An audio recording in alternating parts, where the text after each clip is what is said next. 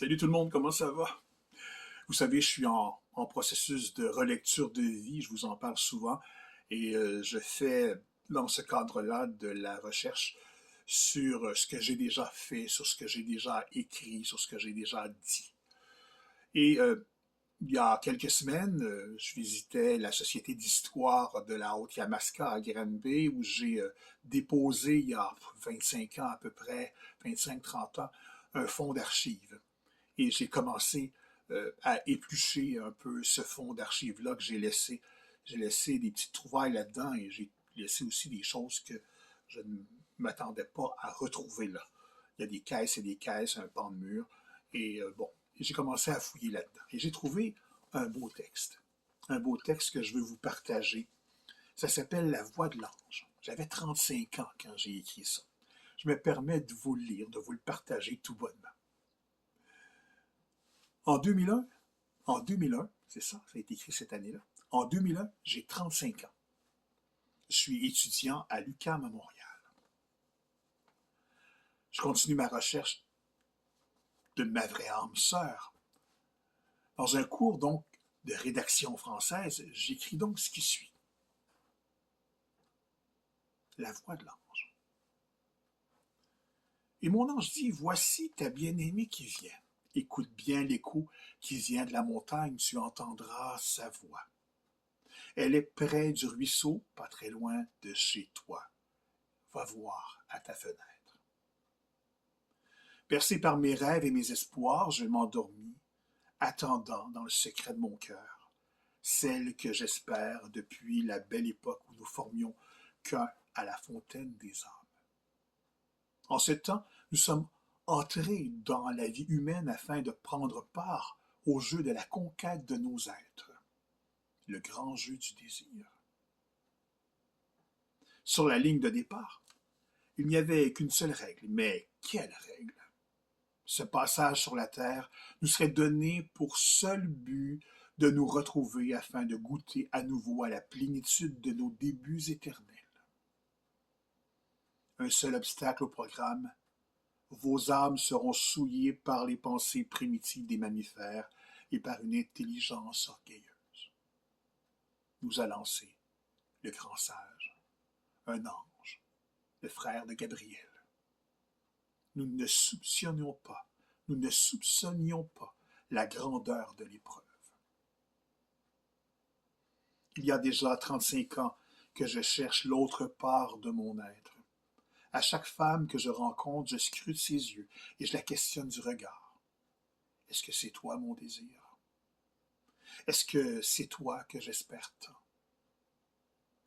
Durant ce sommeil, mon ange me fit visiter un univers nouveau et très pacifiant.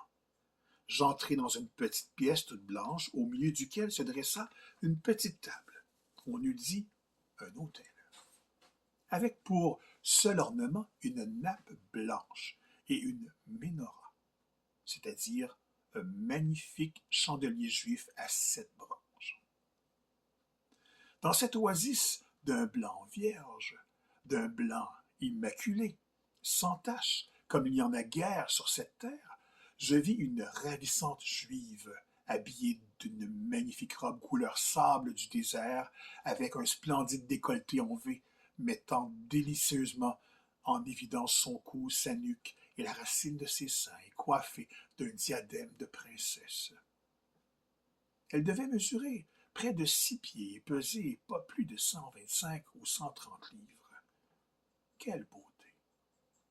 Quel raffinement! Mon ange me souffla à l'oreille. L'heure approche, où vous vous retrouverez. Déjà, elle te voit et te reconnaît.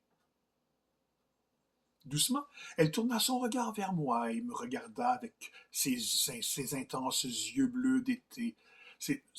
Et me regarda, je reprends. Je reprends. Doucement, elle tourna son regard vers moi et me regarda avec ses intenses yeux bleus, ciel d'été. Ses paupières inférieures tremblaient de bonheur. De petits ruisseaux de larmes heureuses coulaient de ses caroncules lacrymales jusque sur les ailes de son nez, en passant par la racine. Elle me fit un sourire d'une telle intensité. Je la reconnus. Dans son regard, je vis une parcelle de mon âme me lancer. Mon amour, mon si précieux amour, je te désire tant. Elle ne me perdait plus de vue. Pupille à pupille, taroupe à taroupe, nous étions plongés dans l'infini de l'autre. Mon cosmos éternel était bien là, à l'intérieur d'elle. En hébreu, elle chanta un hymne au Créateur et souffla doucement sur les chandelles éteintes de la menorah. Chacune s'enflamma d'une d'une lumière si radieuse, tellement étincelante que je fus aveuglé. Ma désirée disparut en criant de sa tendre voix. Je suis là, mon amour, mon éternel amour, je te cherche, je t'aime, je t'attends. Et l'ange me dit enfin, c'est maintenant à toi d'entrer dans la lumière. L'heure d'un nouveau jour arrive dans ta quête.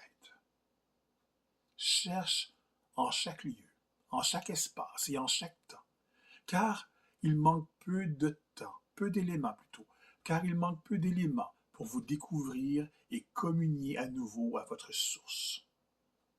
Il suffit d'entrer en toi pour trouver la clé de son cœur. Depuis toujours, tu sais où elle se cache. J'ai écrit ça en 2001. Je m'en souvenais même pas jusqu'à temps que je redécouvre le texte. J'espère que ça vous a plu. Salut, à demain.